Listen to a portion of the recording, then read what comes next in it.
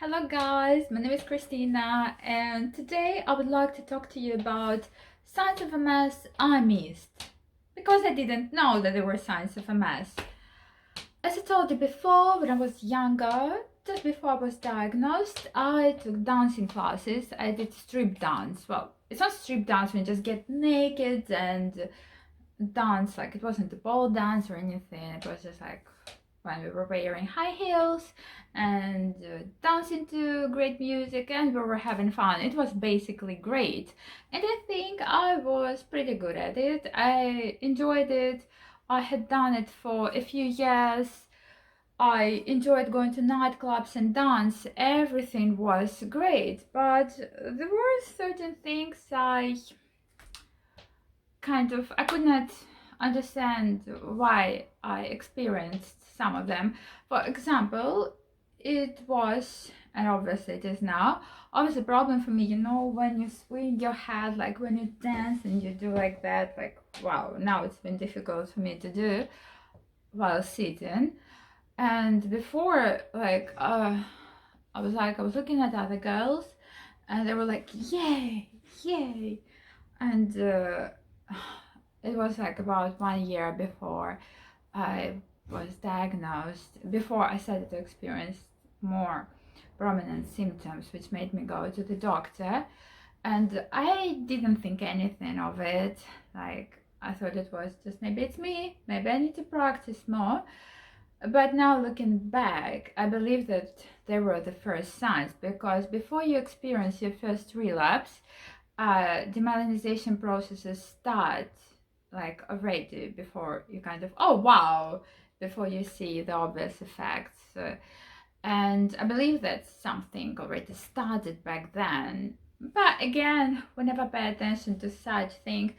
And the next thing I remember very clearly, I remember we had a very long training. I think it was about maybe 2 or 3 hours long, and we were wearing high heels. And I remember, I think it was my left foot, and I could not stand straight. Like my heel went to the side, and I like it felt like it kept bending, and I thought something was wrong with my shoes, and I kept looking in the mirror, like checking my shoe, but everything was okay. My shoes were fine, but I literally just could not stand. But it was so random. Like my other shoe was fine, my right foot was completely fine. I could stand quite steadily, and I like we finished the training. Then I actually walked to the bus stop, but it was very difficult. I kept believing that something was actually wrong with my shoe and with my heel, that my heel kept bending. And I remember my mom was alive back then, and I called my mom and asked her to meet me at the bus stop. I was like, okay, I'm taking this bus and I'm going to be there like in 20 minutes. Can you please meet me? I think something is wrong with my shoe. I'm not sure. And it was already dark. It was like 10 o'clock in the evening, and I was afraid. Like, first of all, it's just dangerous to walk outside. And so obviously, like, I was sitting on the bus for like 20 or 30 minutes, and then when I got off the bus and my mom met me and she was like, okay, what's wrong? And I said, well, I think it's my leg, my foot, my shoe, I don't know. But nothing was wrong. I walked home just fine, and it was nothing. I was like, okay, what happened? Did my did my shoe repair itself, or did my foot suddenly recover? I really couldn't understand. But again, it was so random. Well, just imagine, it just came and then went away. And then I completely forgot about that episode, obviously. Uh, Honestly, I only returned to it after I learned about MS, and I was like, oh wow, that was probably a mess. And back then, I considered myself completely healthy when what I described to you was happening. Like, I went jogging, I went to the gym, I was on a diet. Well, it wasn't a very healthy diet, it was actually anorexic, but let's call it a diet. So I considered myself healthy, kind of. So, like, regular physical exercises, I didn't smoke, I didn't drink, didn't take drugs. So in my head, I was healthy. And so whatever happened, I forgot about it.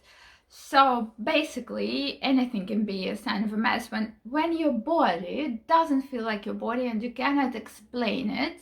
It can be a mess. When you check the internet and when I hear people's stories, they're just like, I went blind in one eye for 1 hour, and I couldn't understand what was going on. I thought I was tired. So one person told me, and a few months later, that they learned they had their first attack. They had their first relapse. That it was actually manifestation of their MS. It's very random. I'm sorry for this noise. Well, I do find such manifestations of MS to be really scary because they give you this illusion that you don't have to go to the doctor. Well, when quite clearly you do, you just don't know about it. You're like, oh, I had it for just a very little time, like 1 hour, one day. It went away, it never happened again. And then a few months later, you learn that you have multiple sclerosis. But the thing with MS is, the sooner you start the treatment, the better the course of your disease will be. Doctors say it, clinical trials show it, research show it. So that's something we have to keep in mind. That's why we have to raise awareness of MS, tell people about it. I'm very open about my MS with my friends, and I have no problem telling people what I have when they ask me, because I walk with a stick, and sometimes people ask me, oh, what's wrong with you? For example, taxi drivers. Sometimes I don't feel like telling everybody, but if it's just a new person who might be my new friend, I'm very open. I can tell about my symptoms, how they've developed, because that was something I didn't have when I was diagnosed. So I'll be happy to read about your first signs, your first manifestations of MS, which you experienced long before you were diagnosed. What was it, how long it lasted, how random it was, and why I decided that it wasn't worth visiting a doctor after this. It's actually pretty interesting. We can make our own little library of first random signs of MS and make people aware. So I'll be happy to read about them. So please click the bell button and subscribe, and just subscribe if you haven't done so yet. I'll be very happy, because we all have to be happy. I hope I'm making you happy as well. So have a great day, and I'll see you in my next video. Mwah! Bye!